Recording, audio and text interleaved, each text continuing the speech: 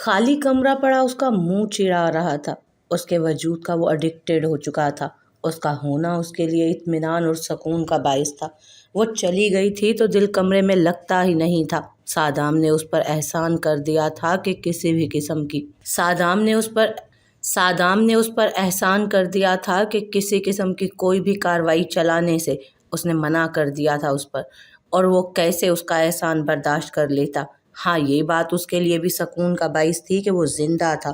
اس کو کچھ ہو جاتا تو لازمی سب کچھ بگڑ جاتا، مگر احسان بھی ہضم نہیں ہو رہا تھا، اور یہ کمرہ جانا کے بنا کمرہ نہیں لگ رہا تھا۔ تبھی وہ جیپ کی چابی اٹھا کر باہر نکلا تو نمل سامنے آ گئی۔ کہاں جا رہے ہو؟ اس نے سوال کیا۔ نمل، میں کسی سے بات نہیں کرنا چاہتا، میرا راستہ چھوڑ دو۔ اس نے اسے پرے دھکیلا۔ نمل اس سے پہلے کہ اسے پکڑتی وہ باہر نکل گیا۔ اس کا دماغ جیسے بھنا اٹھا اور اس نے یہاں سے چلنے کی بات اپنی دادی سے کی، جبکہ ولی جیپ میں بیٹھا سگریٹ پیتا ادھر ادھر بے مقصد گاڑی دوڑا رہا تھا۔ پھر روڈ کے بیچوں بیچ اس نے گاڑی روک کر باہر کی طرف قدم بڑھائے۔ گاڑی کے یونٹ سے لگ کر وہ سیاہ رات کی تنہائی اور سگریٹ کے شعلوں کو محسوس کرنے لگا جو اس کی انگلیاں جلا چکے تھے۔ مجھے تم چاہیے ہو ابھی۔ اس نے سرخ نظروں سے ان شعلوں میں جانا کو تلاشا تھا۔ اسے احساس ہوا کہ جیسے کھیتوں میں سے کوئی گزرا ہے۔ وہ حیران ہوا، سگریٹ کو منہ میں دبایا اور آگے بڑھا تو صادام فضل خان کے کھیتوں کی طرف ایک ہیولا دیکھ کر اس کا دماغ جیسے الرٹ ہوا۔ اس ہیولے نے ولی کو محسوس نہیں کیا تھا شاید۔ ولی نے سگریٹ کو بجھا دیا کہ کہیں وہ شعلے کو دیکھ کر الرٹ نہ ہو جائے۔ وہ ہیولا کچھ کر رہا تھا۔ ولی تجسس کے ہاتھوں مجبور ہو کر صادام کے کھیتوں میں اتر گیا۔ اس نے ایک نظر مڑ کر پیچھے دیکھا۔ ہو کا عالم تھا، سناٹا ہی سناٹا ہر طرف، سکوت اور ٹھٹھرتی رات۔ وہ قریب جانے لگا اور کچھ فاصلے پر رک گیا تھا۔ دو لوگ سرگوشی نما آواز میں گفتگو کر رہے تھے۔ ولی ان کی بات سننا چاہتا تھا۔ آج نہیں، ہفتے بعد جب گھڑ مقابلہ ہو تو ان کھیتوں کو جلا دینا، اور پنچایت میں اس بات کو قبول کر لینا کہ تمہیں چودھری ولی نے کہا تھا کہ صادام کے کھیت جلا دیں۔ آواز جانی پہچانی تھی۔ اس کا دماغ پھٹنے کے قریب تھا، آنکھیں ابل پڑی تھیں، سارے معاملات فلم کی طرح اس کی آنکھوں کے سامنے چلنے لگے۔ لگتا ہے وہاں کوئی ہے۔ اچانک اسے آواز آئی، پیچھے ولی پیچھے کی طرف درخت کی اوٹ میں چھپا۔ کوئی نہیں ہے، تم بس جاؤ، اب جو کہا ہے وہ کرنا۔ اس بار صادام بچ گیا ہے، اگلی بار یہ دونوں ایک دوسرے کو مار دیں گے، وہ نفرت سے پھنکارا۔ ولی آہستگی سے وہاں سے نکل گیا۔ عجب انکشاف ہوا تھا کہ وہ منہ سے لفظ ادا نہیں کر پا رہا تھا۔ وہ گاڑی میں بیٹھا اور سٹارٹ کی۔ اسے یقین تھا کہ وہاں اب کوئی نہیں ہوگا۔ وہ حویلی کی جانب پلٹ گیا۔ اگلی صبح اس کی آنکھ کھلی اور اس نے کروٹ لینا چاہی تو درد سے ایک دم کرا اٹھا، اور اس کی آواز سنتے ہی زرش کی آنکھ کھلی۔ نواب جی! وہ اس تک پہنچی، اور شاید کئی دنوں بعد صادام نے اب اس کی طرف دیکھا تھا۔ کیا وہ بھول گئی تھی؟ وہ تو اس کے ماں باپ کا قاتل ہے۔ وہ کیوں اس کی تابع داری میں لگی ہوئی ہے؟ کیوں کر رہی ہے اس کی فکر؟ رات بھی اس نے اس کو اپنے قریب محسوس کیا تھا، مگر صادام نے تادیر اس کی جانب نہیں دیکھا۔ نگاہیں پھیر لی۔ آپ کو درد ہو رہا ہے؟ زرش اس کی بے رخی پر آنسو پیتی پھر سے بولی، جبکہ دوسری طرف سے جواب دیے بنا اس نے کروٹ لے لی، اور نگاہیں بند کرتا کہ اس کی سسکیوں کی آواز اس کے کانوں میں پڑی۔ آپ مجھ پر غصہ کر لیں، مگر اس طرح مت کریں۔ میں بہت شرمندہ ہوں۔ میں نہیں جانتی تھی کہ لالا یہ کرنے آئے ہیں۔ وہ اس کے مضبوط بازو پر اپنا نازک سرد ہاتھ رکھ کر بولی، کیوں؟ کیا تمہیں یقین ہو گیا ہے کہ تمہارا ماں باپ کو ہم نے نہیں مارا جو ہماری پرواہ کر رہا ہو؟ بند آنکھوں سے سوال کیا گیا۔ یا شاید اب ایسا لگتا ہی نہ ہو۔ زرش کے رونے میں مزید اضافہ ہو گیا، جبکہ صادام نے اکتا کر موبائل اٹھایا۔ ہاں عنایت، کمرے میں آؤ، اس نے کہا، اور صرف 2 منٹ بعد دروازے پر ہونے والی دستک پر زرش خود ہی پیچھے ہٹی اور صوفے پر بیٹھ گئی۔ عنایت اندر آیا۔ کیسی طبیعت ہے خان؟ وہ مؤدب سا پوچھ رہا تھا۔ ہمیں کوئی دوائی دے دو، درد ہو رہا ہے، وہ نچلے ہونٹ کو دانتوں میں بے دردی سے بھینچتا ضبط کرتے بولا۔ زرش نے اس کی طرف دیکھا۔ یہ بات تو وہ اسے بھی کہہ سکتا تھا۔ وہ دل و جان سے اس کی مدد کرتی، دل و جان سے۔ اچانک وہ اپنے ہی خیال پر رک گئی۔ یہ تو وہ شخص تھا جس نے اس کے ماں باپ کو جلا دیا، کتنی بے دردی سے، وہ بھی زندہ۔ ایسا بھی تو ہو سکتا ہے جیسا وہ کہہ رہا ہو وہی سچ ہو۔ آج مہینہ گزر جانے کے بعد اسے یہ خیال آیا تو دل ڈوب سا گیا۔ وہ جو کبھی اپنی بات کی صفائی نہ دے، وہ 1000 بار اس کے سامنے اسی کی بات کی صفائی دے رہا تھا، اور پھر پنچایت میں بھی اگر وہ گواہی نہ دیتی تو اس کے خلاف کوئی ثبوت نہیں تھا۔ جیسے ورق پلٹتے گئے اور اسے اپنے عمل کا پچھتاوا سا ہونے لگا۔ اس نے چور نظروں سے سادام کو دیکھا۔ عنایت اس کی اٹھنے میں مدد کر رہا تھا، شاید وہ فریش ہونا چاہتا تھا۔ وہ جلدی سے اٹھی اور الماری کھول کر اس کا سیاہ لباس نکالا، گرے چادر نکالی، اس کے کف لنکس کھولے۔ اس نے یہ کام سادام کے نکلنے سے پہلے ہی کر لیا۔ عنایت بھلے پشت پھیرے کھڑا تھا مگر اس کی حرکات دیکھ رہا تھا۔ سادام نے عنایت سے کپڑے مانگے تو عنایت الماری کی طرف بڑھتا کہ زرش نے اسے بے حد مدھم آواز میں پکارا، یہ کپڑے میں نے نکال دیے ہیں۔ اس نے کہا، خان نہیں پہنیں گے۔ عنایت نے اسے یاد دلایا، آپ مت بتائیے گا کہ یہ میں نے نکالے ہیں۔ زرش سر جھکا گئی۔ اپنی غلطیوں کا احساس شاید شدید ہوا تھا۔ وہ جلد باز نہیں تھی مگر اگر یہ وہی انسان ہوا تو وہ بری طرح پھنس چکی تھی۔ عنایت نے سارا سامان اٹھا کر سادام کو دیا اور 10 منٹ میں وہ خود ہی فریش سا باہر نکلا۔ تم باہر انتظار کرے اور ہمارا والدہ سے ناشتہ کا کہے۔ اس نے حکم دیا تو عنایت سر ہلاتا نکل گیا۔ وہ صرف کھانا ہی اپنی ماں کے ہاتھ کا کھاتا تھا۔ اس کے علاوہ اسے پتہ نہیں تھا کہ اس کی ماں کا بھی وجود موجود ہے جو اس سے بات کرنے کو بے چین ہے۔ عنایت کے نکلتے ہی سادام ڈریسنگ کے سامنے بڑھا۔ زرش بھی وہیں آ گئی۔ دونوں کا عکس آئینے میں ابھرا۔ اگر حالات اور سے ہوتے تو اسے یقین تھا کہ وہ یہاں ایسے اس حلیے میں اس شخص کی بے رخی میں نہ کھڑی ہوتی۔ سادام نے بال بنائے اور خود پر پرفیوم چھڑکا۔ شال شانوں پر ڈالتے ہوئے اس کو کافی دقت ہوئی مگر زرش کی مدد لیے بنا ہی اس نے شال اپنی شانوں پر پھیلائی اور دروازہ کھول کر باہر نکل گیا۔ اس کے زخم ٹھیک نہیں تھے۔ وہ کیوں جا رہا تھا؟ آپ کی طبیعت ٹھیک نہیں، آپ کو آرام کی ضرورت ہے۔ زرش نے آنکھوں کی نمی کو حلق میں اتارا۔ سادام کے قدم رکے۔ تم کو یقین ہو گیا ہم نے تمہارا ماں باپ کو نہیں مارا؟ وہی سوال، وہی انداز، وہی ایک بات۔ زرش پھوٹ پھوٹ کر رو دی جبکہ سادام باہر نکل گیا۔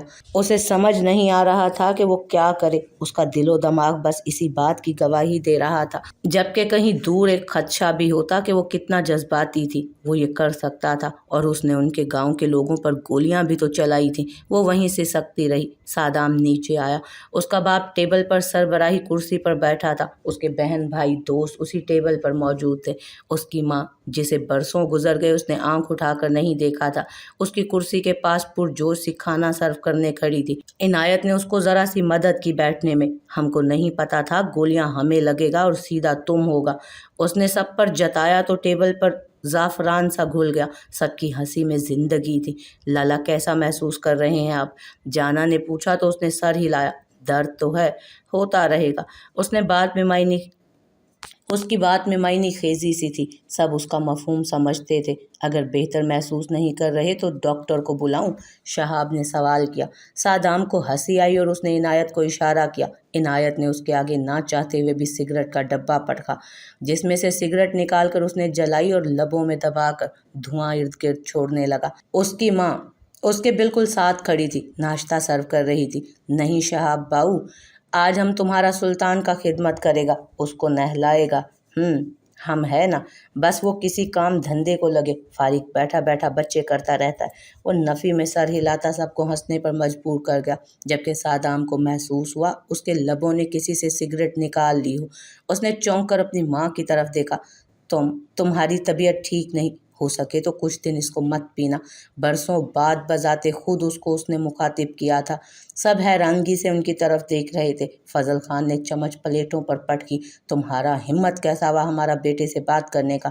وہ چیخے۔ تم یہاں سے دفع ہو جاؤ بد کردار عورت، اب سالوں بعد تمہارا ممتا نے جوش مارا۔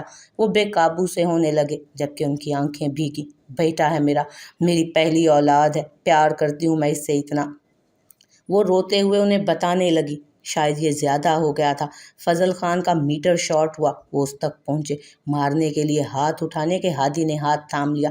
بابا سائیں، یہ مورے اور لالا کا مسئلہ ہے، اس نے جتایا، جبکہ سادام نے سگریٹ کو ایک پلیٹ میں مسل دیا اور بنا کچھ کہے ناشتہ شروع کر دیا۔ یہ منظر بھی سب کے لیے حیرت انگیز تھا۔ وہ سگریٹ ناشتے سے پہلے لازمی پیتا تھا مگر آج اس نے اس عورت کے کہنے پر نہیں پی۔ فضل خان نے غصے سے بیٹے کو دیکھا۔ ہاں وہ نہیں چاہتے تھے کہ وہ سگریٹ پیے مگر اس عورت کی طرف مائل ہو، یہ بھی وہ کبھی نہیں چاہتے تھے۔ بیٹھ جاؤ سائیں، سادام نے باپ کو اشارہ کیا مگر وہ تو وہاں سے اٹھ کر باہر نکل گئے۔ تم کو اس کو روکنا نہیں چاہیے تھا ہادی سائیں، صادام نے کہا۔ تو کیا وہ مورے پر ہاتھ اٹھاتے؟ ٹھیک تھا یہ؟ ہادی کو غصہ آیا، وہ ہمارا سامنے ایسا کبھی نہیں کرتا، اب انا کا کیا بنے گا؟ صادام ہنسا۔ شہاب کو بھی ہنسی آئی، جبکہ ہادی بھی بات سمجھتا ہنس گیا تھا۔ جانا نے اپنی ماں کی طرف دیکھا، وہ نم آنکھوں سے صادام کی جانب دیکھ رہی تھی۔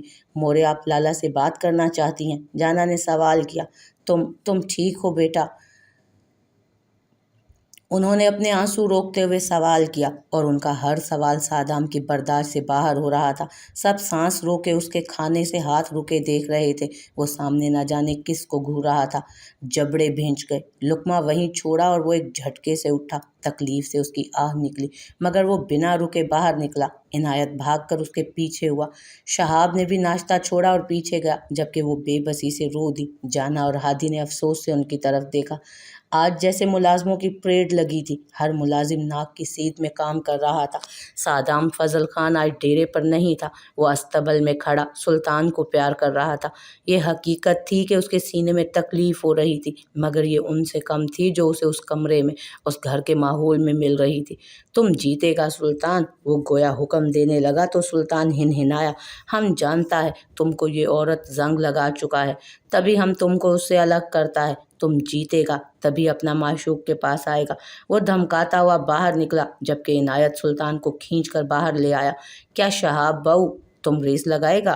اس نے گوگلز لگاتے ہوئے سوال کیا۔ نہیں بھائی، اور تیرا دماغ تو خراب نہیں؟ تیرے سینے پر 3 تمغے سجے ہیں میرے بھائی۔ سلطان کی سواری پھر کبھی؟ ناشتہ بھی نہیں کیا، کچھ کھا پی لے۔ وہ بولا تو تبھی ملازم نے چودھری ولی کے آنے کی اطلاع دی، تو صادام نے مڑ کر ایک نظر ملازم کو دیکھا۔ عنایت نے بندوق لوڈ کی اور غصے سے آگے بڑھا۔ ولی کو وہ مار دینا چاہتا تھا۔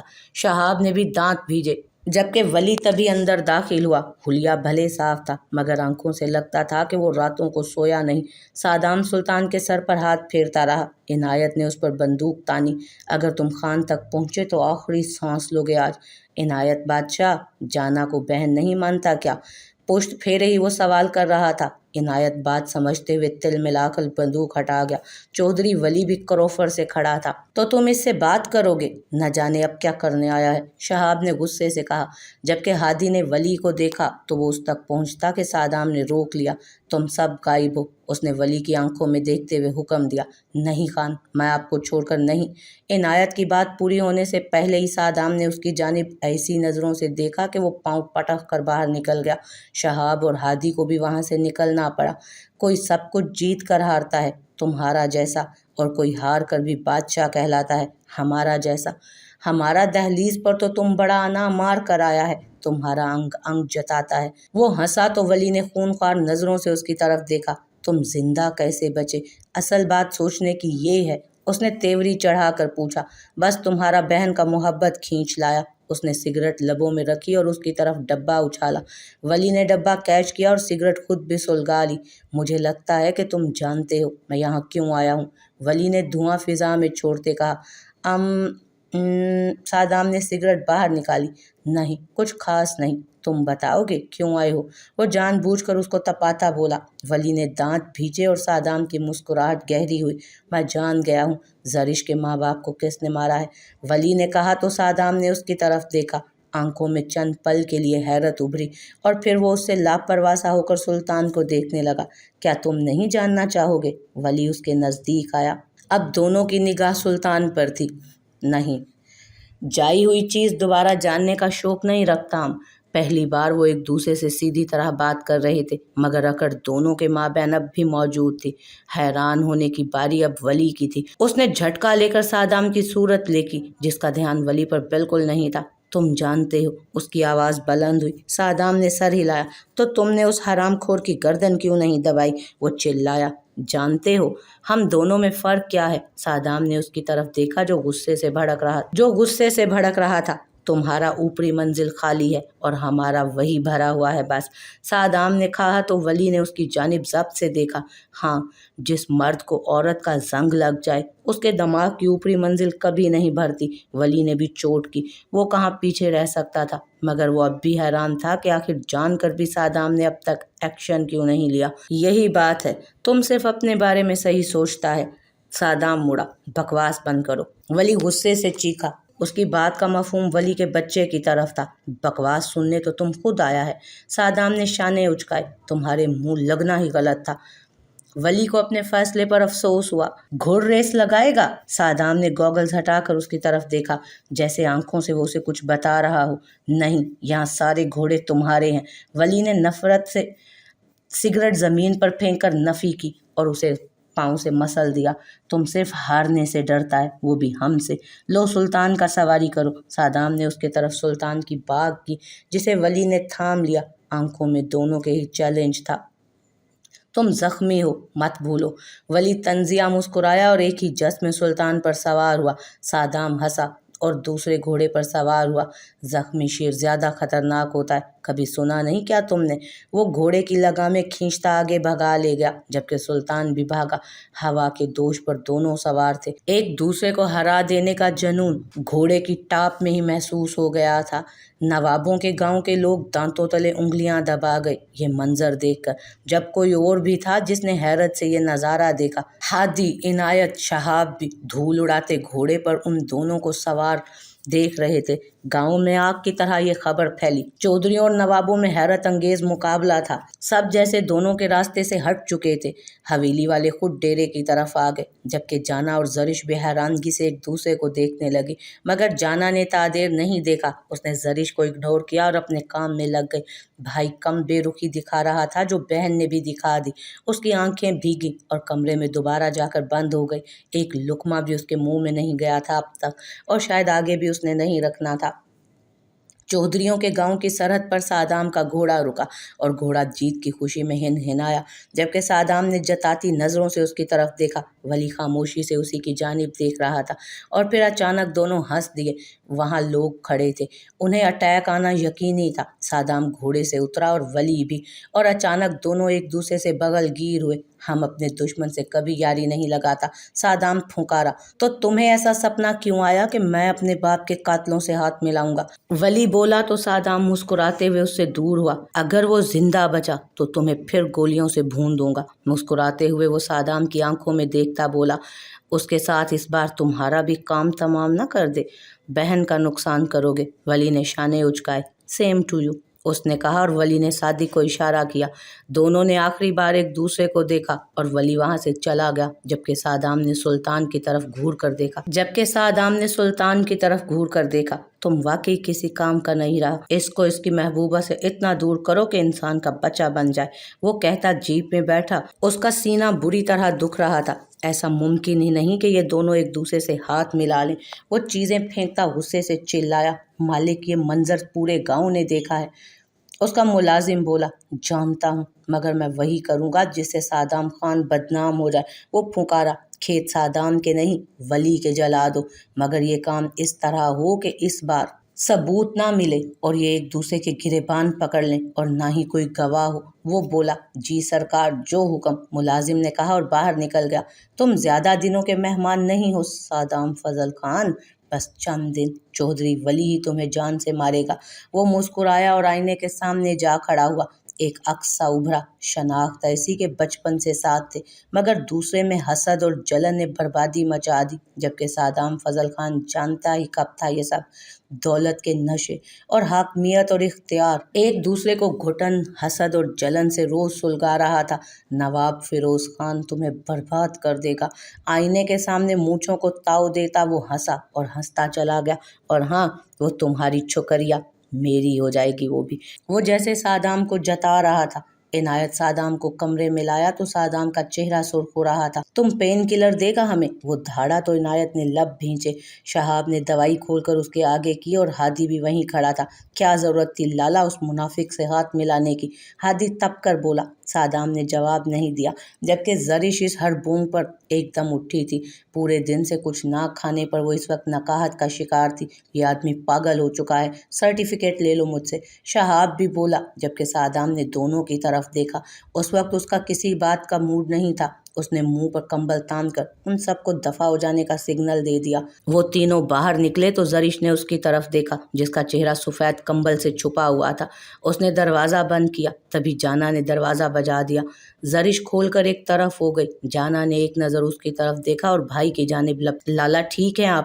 اس آدمی نے پھر سے آپ کو تکلیف دی؟ وہ سرخ نظروں سے بھائی کو دیکھنے لگی۔ نہیں، وہ ہم کو تکلیف دے گا تو ہم اس کے حلق میں ہاتھ ڈال کر کلیجہ نکال لے گا، سرسراتے لہجے میں وہ بولا کہ جانا کے بھی رنگ پھک ہوئے۔ سادام نے غور سے اس کی صورت دیکھی، معاملہ تو یہاں بھی سنگین تھا۔ وہ مسکرایا، جاؤ جانا، ہم کو آرام کرنا ہے۔ اس نے اس کے سر پر ہاتھ رکھا۔ جانا سمجھ نہیں سکی ایک دم اس کی بات پر اس کا دل کیوں بیٹھا جا رہا تھا۔ وہ وہاں سے اٹھی اور باہر نکل گئی۔ زرش کچھ دیر یوں ہی دروازے کو کھولے کھڑی رہی، جبکہ پھر اس نے دروازہ احتیاط سے بند کیا اور سادام کی طرف دیکھا۔ وہ آنکھیں بند کیے لیٹا تھا، شاداب چمکتا چہرہ تکلیف سے سرخ ہو رہا تھا۔ وہ اس کے نزدیک گئی مگر کچھ کہنے کی ہمت نہیں ہوئی۔ تم کھانا نہ کھا کر کون سا احتجاج پر ہے لڑکی؟ سادام کی سخت آواز پر زرش کا دل جیسے پہلے روز کی طرح دھڑک اٹھا۔ آپ مجھ سے بول نہیں رہے؟ وہ رو دی۔ اس وقت معصومیت کے جیسے سارے ریکارڈ توڑ دیے اس نے۔ تم اپنے بھائی کے گھر چلا جائے۔ سادام نے الگ ہی بات کی۔ کیوں؟ زرش نے پوچھا۔ سادام نے اس کی طرف دیکھا۔ کیونکہ ہم تمہارا شکل نہیں دیکھنا چاہتا، اس نے سنجیدگی سے کہا، جبکہ زرش ایک بار پھر سر جھکا گئی اور سسکنے لگی۔ اور روتا ہوا، ہمیں سخت زہر لگتا ہے تم نکلتا ہے 1 منٹ میں ہمارے کمرے سے یا پھینک دے تم کو باہر؟ وہ آنکھیں نکالتا بولا۔ زرش وہیں بیٹھی روتی رہی، جبکہ سادام نے اس کو ہاتھ بڑھا کر اپنی طرف کھینچا۔ 2 باتیں کبھی تم کو بھولنی نہیں چاہیے، ہم دھوکہ بھی ایک بار کھاتا ہے اور محبت بھی ایک بار کرتا ہے۔ تم سے اپنا سارا اصول توڑ کر ہم نے عاشقی نبھایا، مگر تم 2 ٹکے کا بھی نہیں نکلا۔ وہ اس کے کان میں پھونکارا،